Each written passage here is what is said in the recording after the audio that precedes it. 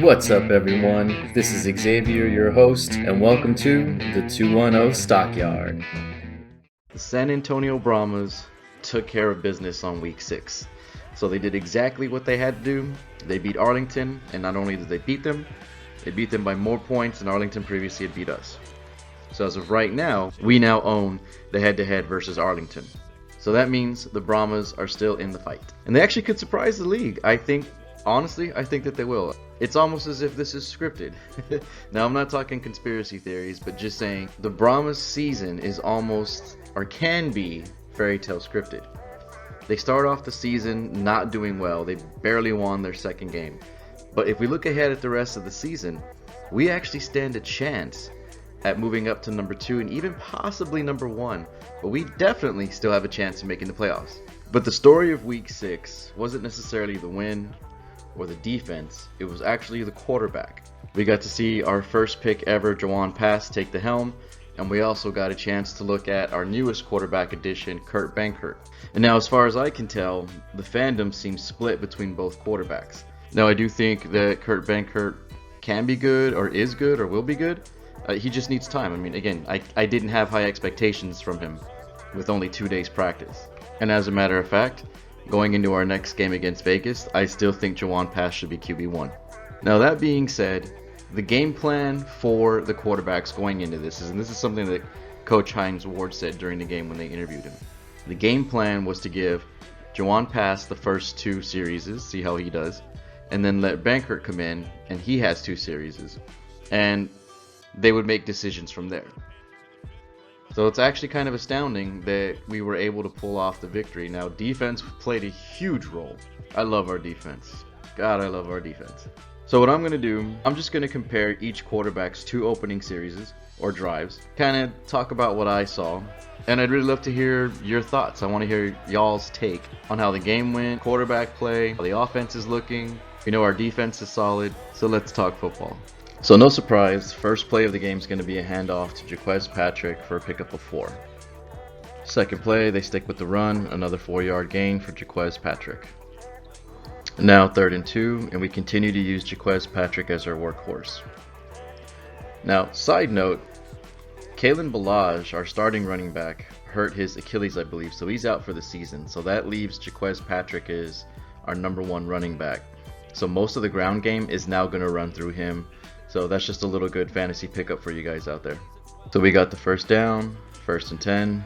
Pass attempts to run, but he actually slips, and that's what brings him down. 2nd and 14.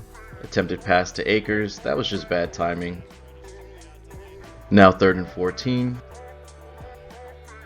And this is going to be Jawan Pass's first completion of the game, and he goes to Jaquez Patrick. It's a nice gain, it's just not enough. So we were forced to punt. Second series, here he is, it's 1st and 10, virtually nowhere. Loss of 2. 2nd and 8, this one is successful to Akers. This is his second completion of the game. 3rd and 5, Akers with about a 22-yard gain, very dependable Akers. False start on the O-line, pushes us back, it's now 1st and 15. Pass starts to feel it after this. He has a successful run. This is what he does. This is why I think he should be QB1. 2nd and 6. And another first down on the ground. Now pay attention to Alize Mack on this play. I'm not going to blame this incompletion on Pass or Akers. And you can even hear the commentator saying that Mack did a bad job of blocking. Getting the ball out quick, flutters just a hair. Just a poor job, though, by Alize Mack. Tight end, you gotta protect inside out.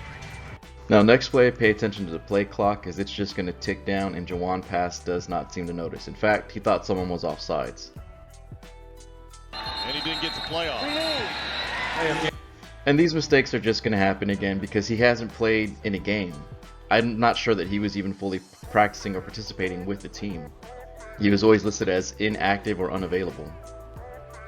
2nd down. Jaquez Patrick. Looks like we're going to be utilizing him a lot.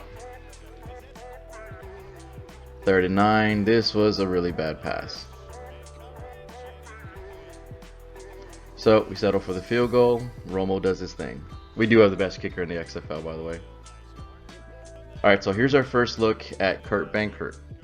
Again, we got him on a pretty much short notice. He only practiced with the team for 2 days, so I didn't expect much out of him. And as to be expected, his first play was also a handoff to Jaquez Patrick for no gain. 2nd and 10. He actually throws it, but communication is bad, timing is off. Someone had the wrong route. Now 3rd and 10. Does a pretty good job of running. It's a nice little spin move for an extra 2-yard gain. But mobility or being dual threat isn't really, I guess, in his playbook. But he is definitely more mobile than Jack Cohen was, so that's a positive. Hand off to Patrick. Gain of 5. 2nd and 5. Hand off once again. Patrick is just shy. Now 3rd and 2.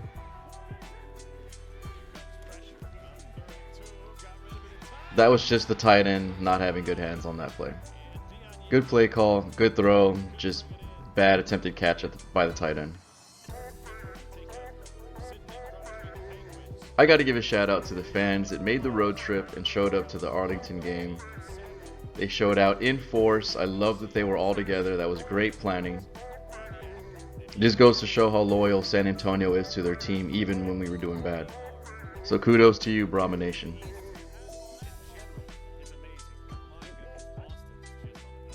Now my takeaway is something I know you've heard before. If you have 2 quarterbacks, you don't have one. This is definitely true for us right now. If the Brahmas want consistency on offense, then they need to have this quarterback battle settled before we go into Vegas. By constantly rotating quarterbacks in and out, you kill momentum and you weaken the drives. And honestly, I think it makes the opposing defense work a little less harder, because our offense tends to be more confused when you're swapping out QB roles. This matchup against Vegas is a very winnable matchup. They traded their best quarterback, in my opinion, Luis Perez. Why, I don't know, but he's no longer with the team. He's with Arlington now. They're not starting Brent Hundley, and he is the highest paid player in the XFL. Instead, they're going with their 3rd string quarterback, whose name I don't even remember right now. So they are looking very weak and inconsistent on offense, and that bodes well for our defense. We have, I think, the 3rd best defense in the league right now. Vegas has the 2nd worst defense in the league. I think coach just needs to stick with one QB and don't allow him to cool off. Don't do the rotation.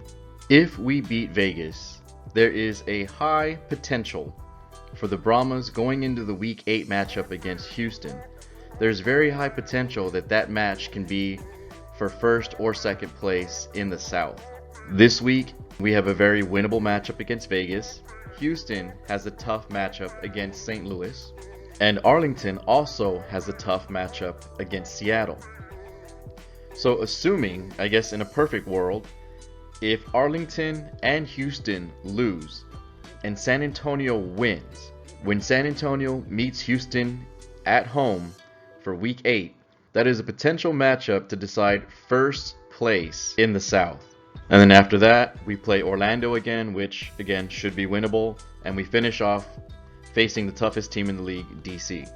Now that is a very crazy turnaround, pretty much at the midseason point for any team.